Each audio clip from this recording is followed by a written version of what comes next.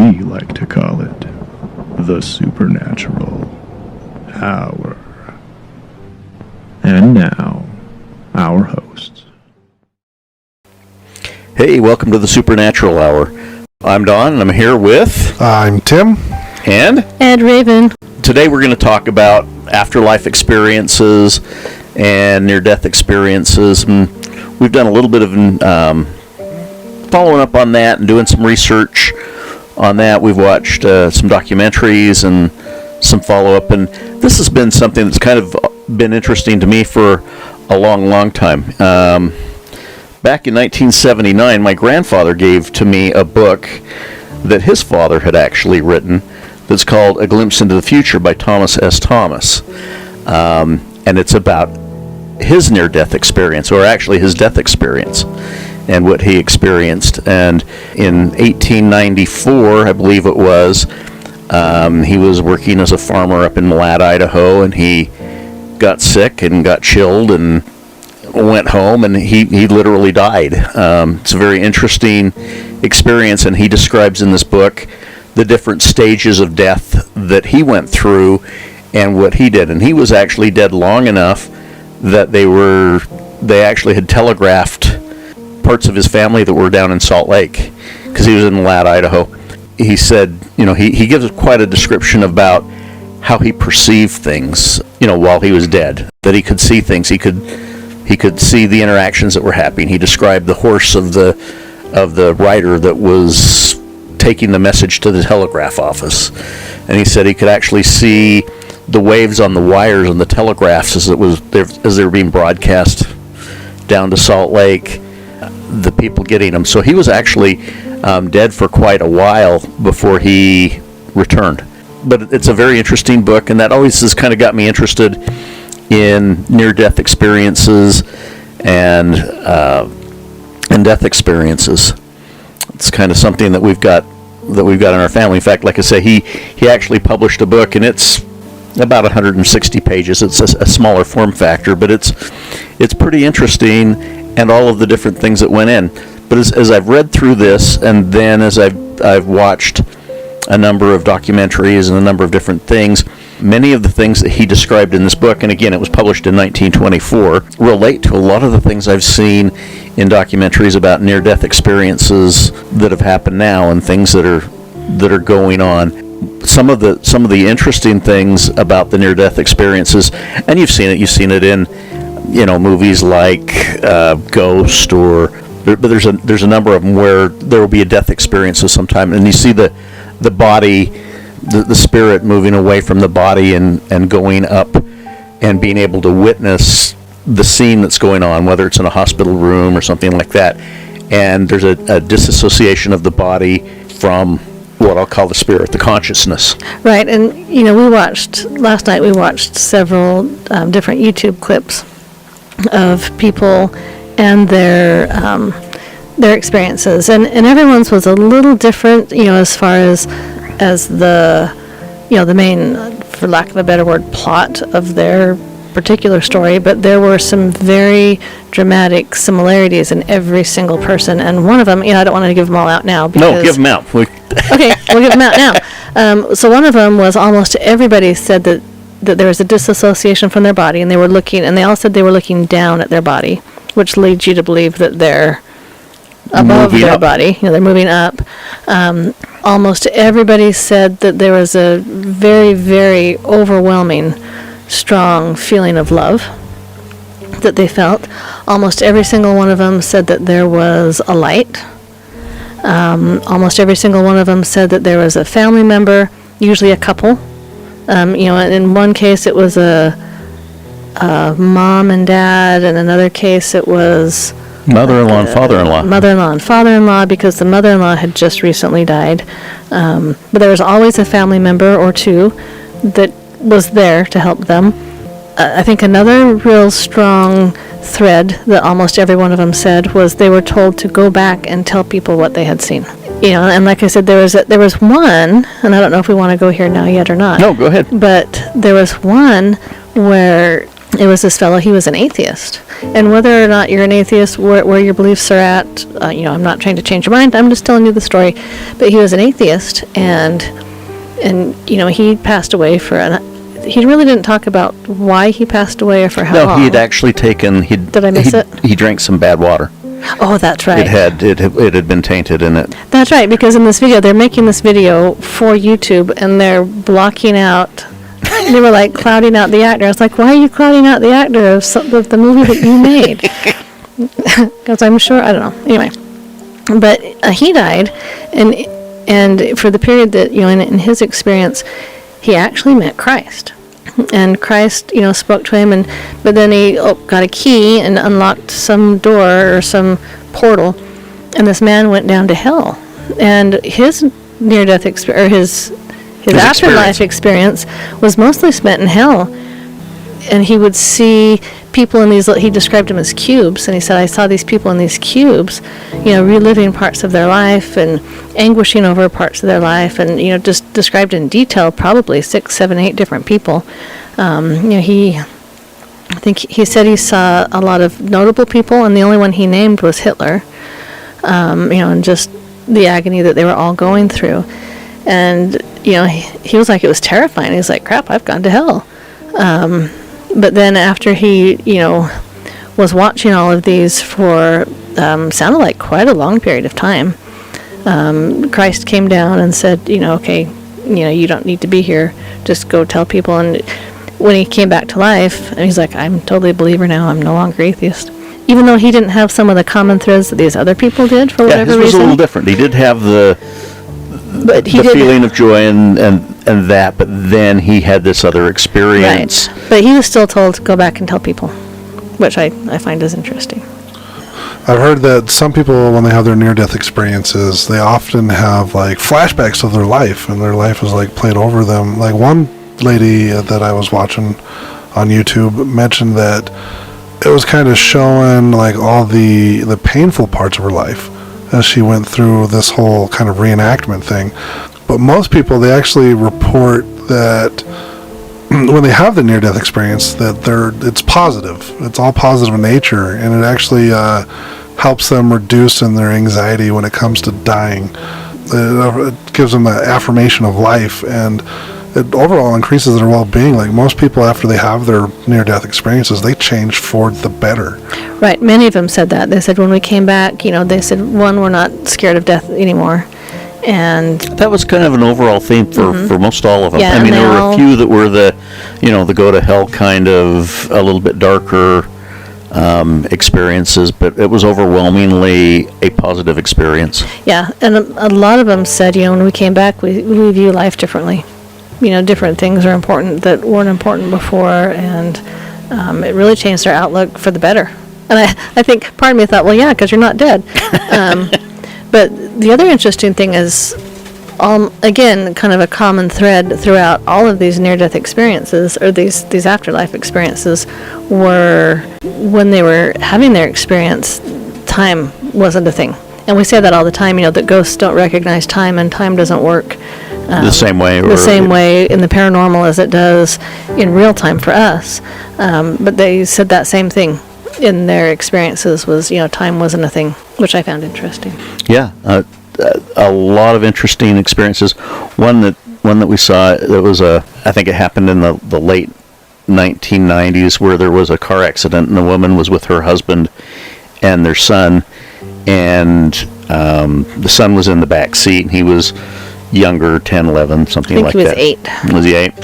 And it was a horrific accident, and the husband was killed immediately, and she was hospitalized, and they didn't even know the son was in there. Somebody saw a tennis shoe in the back, and they had to pry the car apart to get to the son. Right, and he was really touch and go. They told the mom that just prepare, because he's probably not going to make it. Yeah, and he was really ripped up, but he's one of these that had that experienced the experience and visited. He said Jesus. He had that, and his, again, it was back to the go back and tell everybody, and they've kind of got a ministry based around that, and but he was he was really messed up. Yeah, and they had told the mother, prepared to have an 8-year-old baby the rest of her life. But he came back, and his face was You quite could see the scarred scars. up. You could tell that he'd had an accident, but he acted and talked, and seemed normal in every way. No brain damage. They said when he woke up from his coma, he was awake and alert, and no problems at all. And completely unexpected from the doctor's standpoint. They were expecting the worst. Right. So you talk about like how people, they have their near-death experiences where they see Christ. I guess in other cultures, from what I understand, it kind of varies where you're at in the world, and sometimes your age when you have these near-death experiences. Like, for example, in India, people there have said they've seen the Hindu king of the dead. His name is, I believe, Yamraj, if I'm reading that correctly. But like you said, here in America, most people say they see Jesus. So I think kind of where you're located and your religious beliefs kind of helps determine Right, your culture sets who you see. And in my opinion, And how you interpret what you see. exactly, I think in my opinion, that's kind of like a subconscious type thing. It's just like you're going to see a familiar face, someone that's kind of like comforting to you, that's going to kind of walk you through this experience or give you the information that you need. So, if you see a complete stranger coming at you when you're having a near-death experience, you're probably going to be like, I'm good, peace out. So, Raven, do you want to talk a little bit about that TED Talk that we watched? Yeah, so this was actually before we decided on this topic for the podcast. We just, in the evenings, we'll peruse around and see what kind of interesting drivel we can find on YouTube. And this one was a talk given by, he was a doctor, or a nurse. He was a doctor. He's a doctor. And he was just kind of discussing things from the doctor's point of view and from the medical point of view of when you're working with people that are getting ready to pass. And he was discussing more, people in old age, not so much Hospice kind of stuff. hospice, not people with afterlife experiences that come back to life, but people that were old and actually actually dying. He says that there were several things that you see, and when he was early on, when he was first working with these people and before he knew stuff, he had a patient say to him, and the patient seemed very coherent, and said, my mother was here visiting me, and he found that very odd. He's like, you're 90, and how did your mom come to visit you? And he kind of mentioned this offhand to a nurse later that day, and she said, oh yeah, she says that happens right before they pass. And he says, what do you mean? And she says, oh yeah, right before these patients pass, they usually see a family member, they usually see, some loved one that comes back to them. In very positive experiences. Right. And she said, so, she'll probably pass soon. And the doctor looked at her and he says, well, I don't remember that in, any of my medical classes in school. And she seems quite healthy. She seems healthy. She seems coherent. And the nurse looks at him and says, well, there's a lot of stuff you missed in medical school. And he laughed. It was a funny exchange. But one thing that they did do, and I read this a long time ago, and this has been years and years ago I read this, but they actually did studies, and they would, people that wanted their, to help science, so they weren't just kidnapping random people that were on the verge of death, but these were people that were dying and wanted to help further science, and they would get them, and they would weigh them, and literally, hours before they died, minutes before they died, they would weigh them and see how much they weighed, and then as like just moments after they passed, they would re-weigh them, and they discovered that spirits have mass, and the mass, and I don't remember exactly how much it was, I'd have to look it up. It was only a couple of grams. It was like just 2 grams. Yeah, it's like I was going to say a gram or two. So there is weight and mass. And I've had people, to kind of tie this into paranormal, I've had people say, well, how can ghosts scratch you? How can they, touch you? Ghosts do have mass. There is not very much mass. It's very refined. But if they're intent on scratching you, they can focus their energy and what little mass they have to use to scratch you. But in these TED Talks and in these YouTube videos, you just get the same thread over and over again. And I know Don's dad passed 2 years ago now. 2 years ago, December. And shortly before he passed, a couple months before he passed, he would tell us that he told us once that a gentleman who had come to visit him and basically said, are you ready to go? And Don's dad said, no, I'd want to watch a couple more jazz games first. And, which, is another common thread. The lady whose son was in the accident, no, this is because she didn't have the near-death experience. One of the ladies in the shows that we watched last night, she died in childbirth. Some complications in childbirth. And when she went, she was given the option whether she wanted to go or not. Some people it was, no, it's not your time, you need to go back. But she was given the option. They said, if you want to stay, you can stay. But if you want to go back, we need to get you back pretty quick. And I just thought it was funny with your dad, nah, I'd like to stay and watch, a couple more BYU games and a jazz game. And, but he had mentioned a couple things just a few months before he died of people coming to see him. And I remember thinking, oh, he's starting to see people that he knows. It's going to be pretty quick. Yeah, and then it happened pretty quickly that last week or so. Yeah. I mean, he was pretty coherent. I mean, on his birthday in November, we were playing poker with him. And he was winning. And he won. And, less than a month later, he had passed. Right. But he told us several times about people coming to visit him. I think I remember him saying his mother came to visit. I think he saw his mother a couple times. And I think he told you more than he told me. Well, he also gave me chocolate, too. I know, you were his favorite. Yeah. So, give him the story. That's a good story, though. Okay. The chocolate. So, has nothing to do with afterlife experiences, but we went to go visit one day. We all had a day that we went to go visit, and we were assigned Wednesdays, and it was a Wednesday, and Don was out changing some light bulbs for him, because he had some fluorescent bulbs in the kitchen that were acting up, and I was just hanging with Dad in the bedroom, and he said, go over to that cabinet, second drawer down, there's a box of chocolates in there, and get a couple of those. He goes, but don't tell Don. He says, Don can have the stuff on top. So. Because those were the good ones, huh? He gave you the good ones. I got the good ones. That's funny. So, he was kind of a character that way. When you talked about that a little bit on, that people are given the choice, one of the things that my great-grandfather said in the Glimpse of the Future book is that it's always the choice of the person.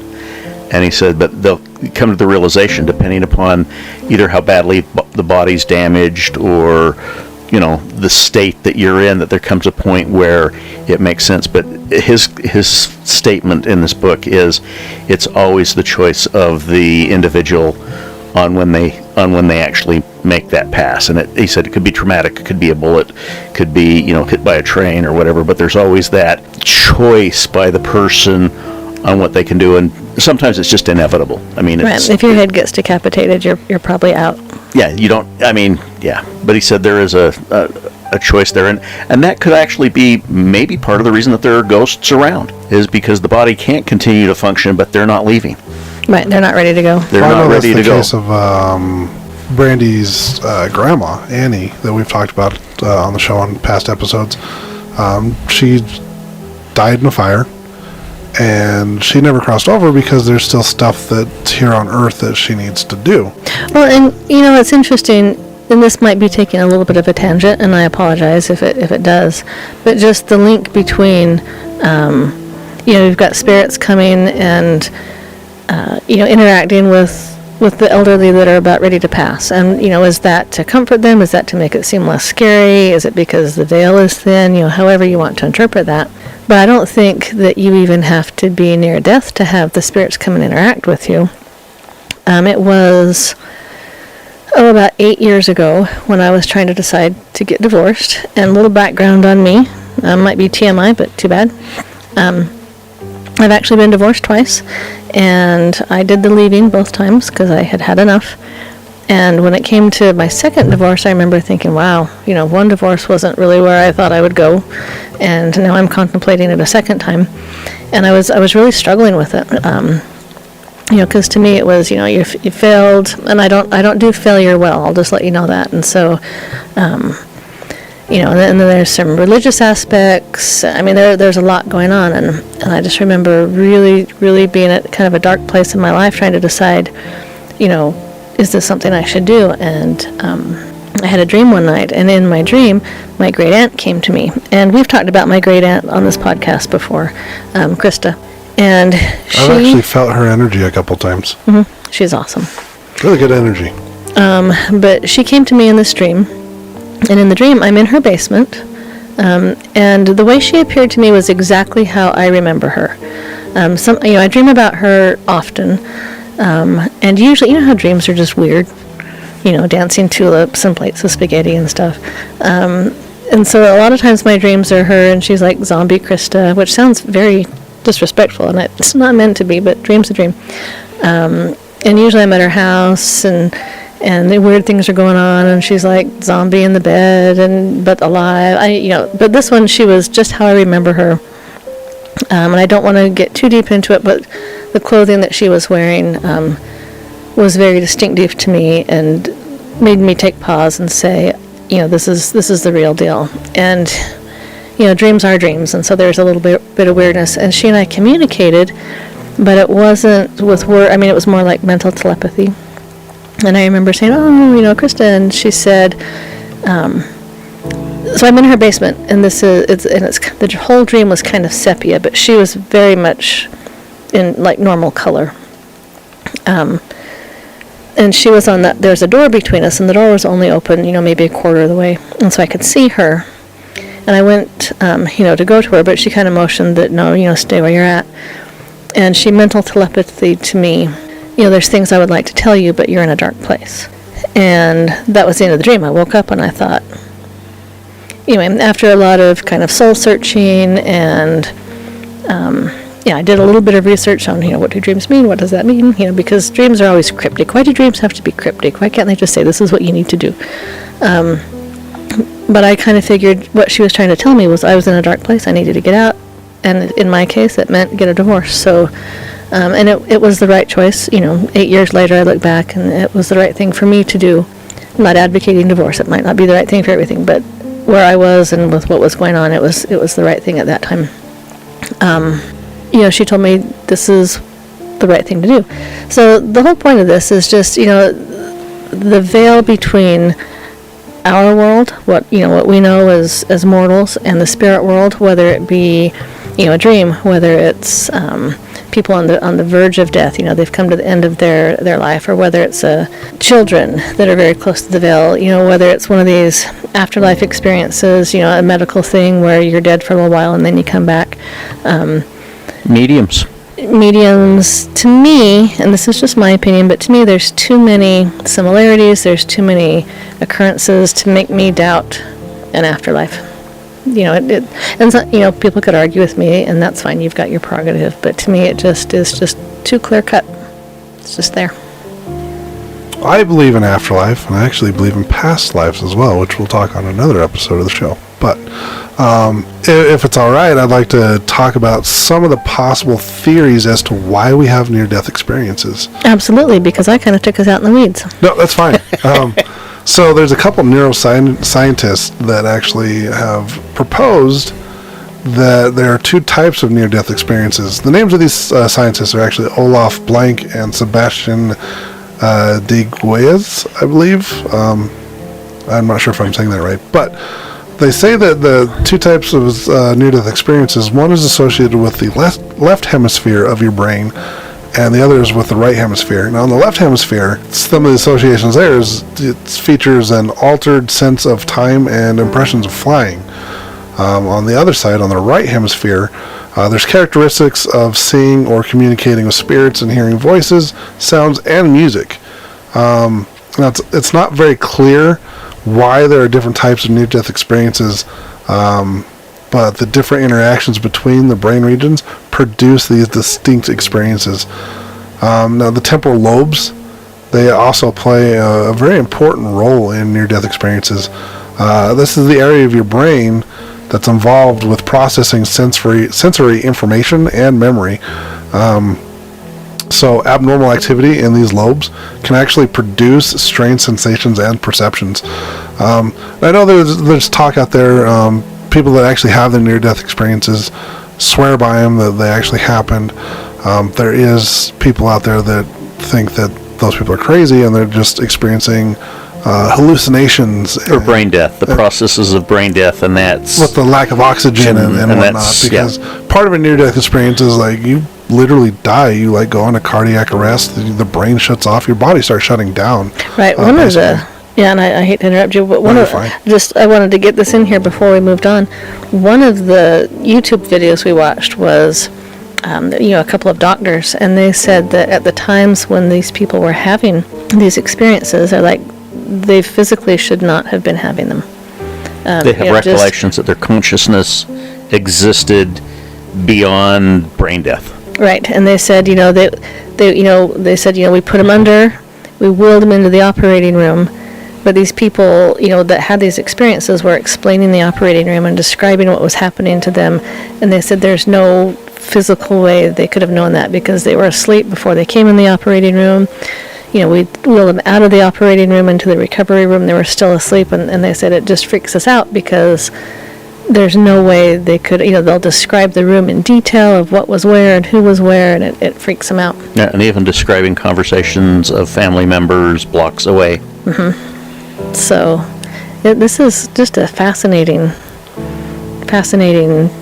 Subject. Topic. Yeah. words are hard. Words. I struggle with words too sometimes. They smell funny. Now there are several different theories that people use to explain why near-death experiences happen, but there's really no way to determine exactly what causes them. It's extremely difficult. Scientists are still looking into it today. A lot of religious people, they'll believe that near-death experiences actually provide evidence of the afterlife. I think through paranormal investigating, we've kind of, we can't exactly prove that there's evidence of the afterlife, but if we didn't believe in evidence of the afterlife, we wouldn't be paranormal investigators. There's, Exactly. We there's wouldn't have the evidences show. of it. I feel like some of the EVPs we get are pretty good evidences, as well as some of the Something's going on, yeah. Right. some of the photos that we've got. Can we prove it's paranormal? Not exactly, but It's fun trying. It's pretty damn close to being There's something there. really good evidence that this stuff exists, that the afterlife exists. Now, science will actually say that your near-death experience, it's just the separation of the spirit from the body. That's part of the religious part. They experience in depersonalization, I guess, is where basically what that is it's a sense of being detached from your body. Scientists actually suggest that the stress of death produces a remembrance of birth, and suggesting that the tunnel of light that you see is actually a re-imaging of the birth canal. Oh, lovely. I don't know that I want to re-image that. I have severe claustrophobia. Yeah, that's not fun. No, we went to Mesa Verde a couple of years ago. If you go down there, there's a couple tunnels if you go up to the actual, cliff dwellings.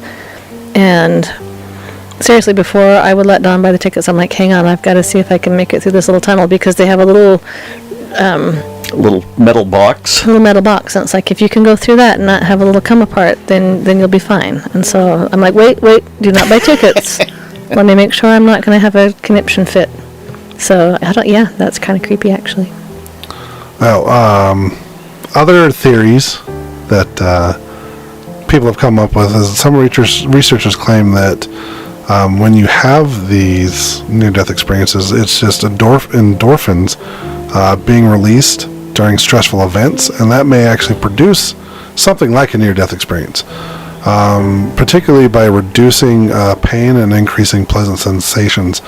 Also, they say that anesthetics can also stimulate or simulate near-death experiences and other characteristics of that, such as the out-of-body experiences. Other theories suggest that near-death experiences come from something called DMT, which is a psychedelic drug that actually occurs naturally in some plants.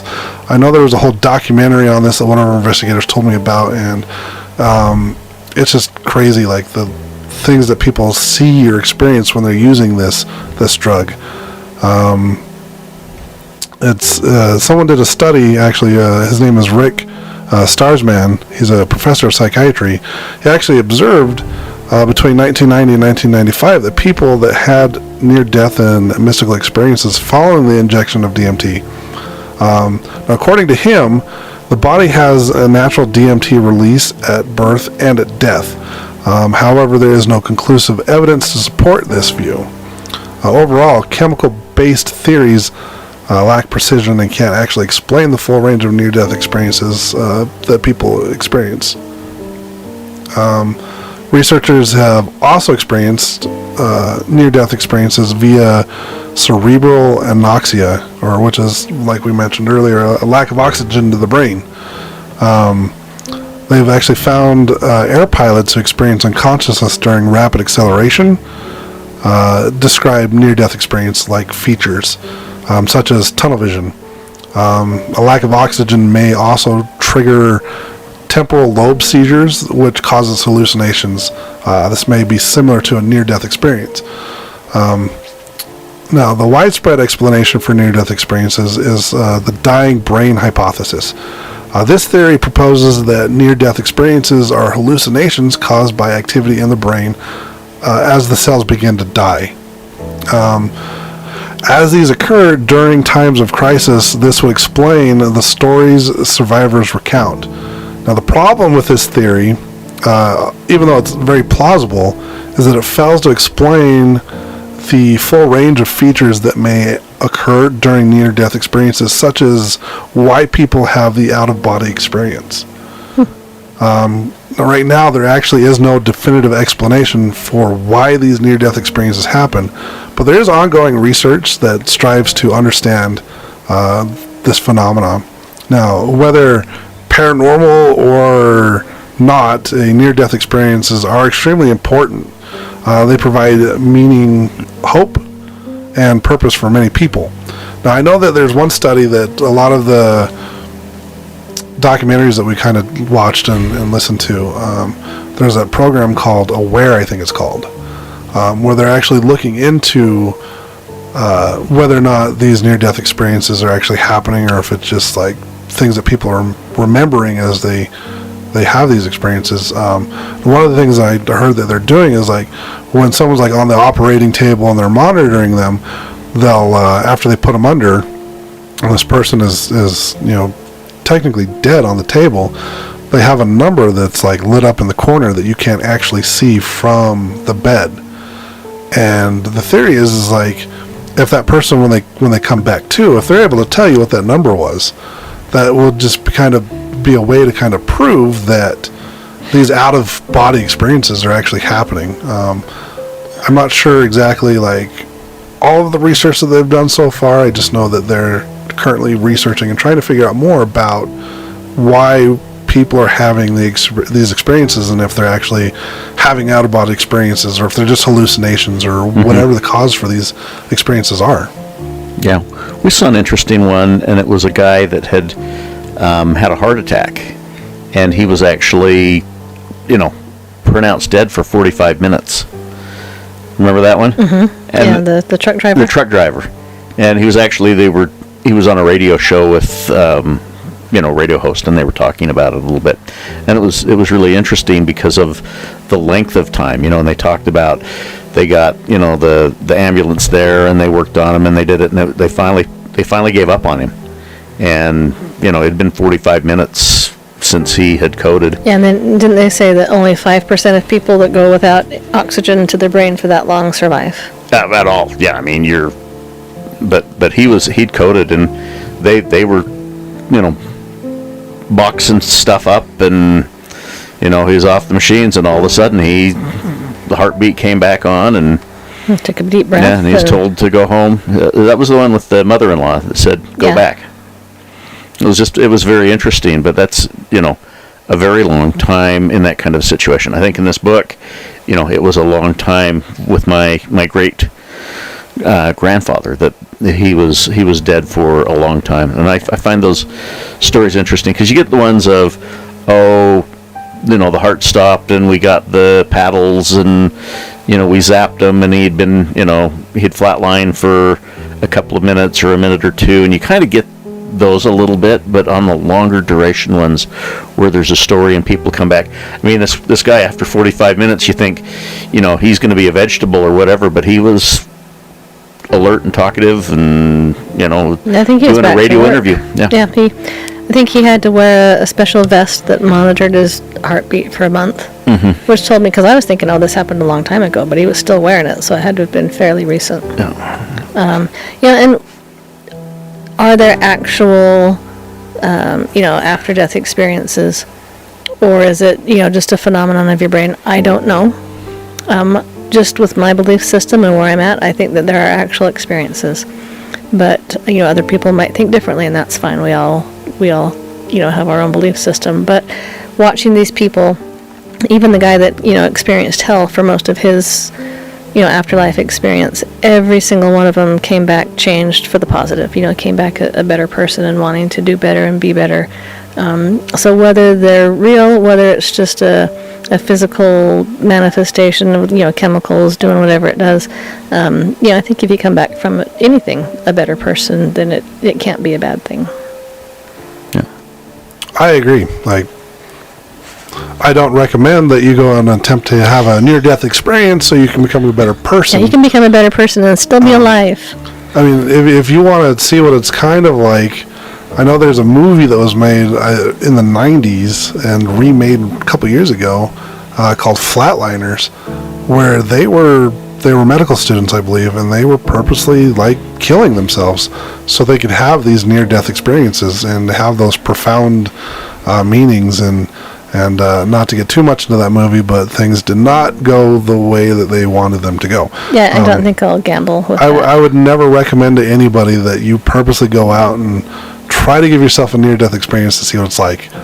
We discourage that highly. I would recommend doing something called the Quantum Hypnosis Healing Technique, or QHHT for short.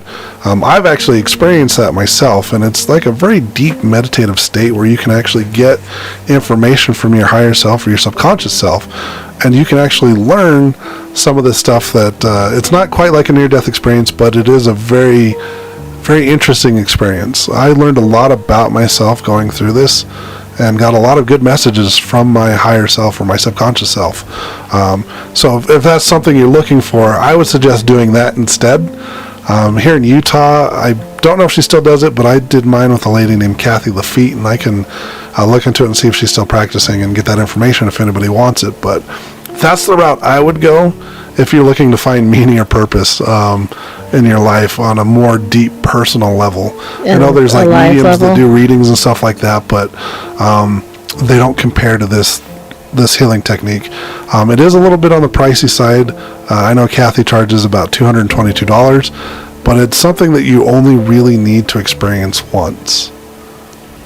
So she does give you a recording of it as well. It's that's cool. It's something that if you have a couple $100 you're willing to drop, it's something I definitely will recommend doing. My whole session, I want to say was about 8 hours. It was kind of a whole day thing. So make sure you've got the time to do it and you've got questions that you want answered.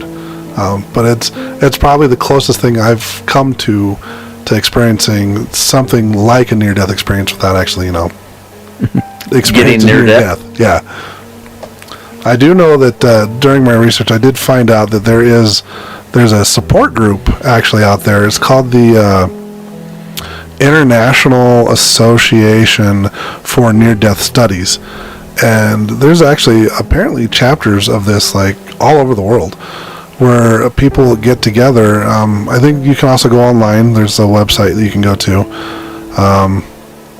But people actually get together and they discuss their near-death experiences and they kind of talk about their questions that they have about death and dying, and they also go over the latest research and information that there is about near-death experiences.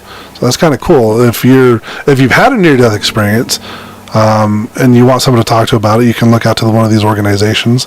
Or if you have one that you want us to talk about on the show, you can always email us. You can hit us up on the Facebook, on either Advanced Paranormal or WISP's Facebook pages.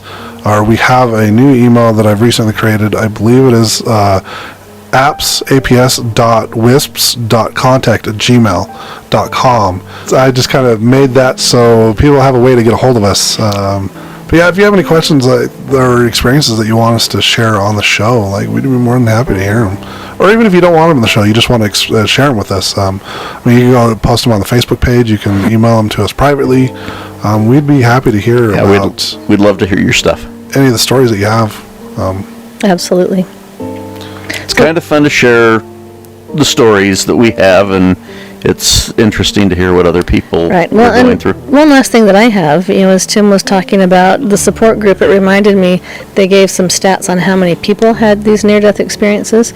And if you had asked me before I saw this, I would have guessed it was very small. But I don't remember what the percentage was, but it equaled out to be about 10 million Americans. And, they didn't go over, the whole world, the stats of the world, but they said, based on this percentage, it would equal about 10 million Americans. Did I say 10,000? No, you said 10 million. Okay, 10 million Americans, and that's quite a big chunk.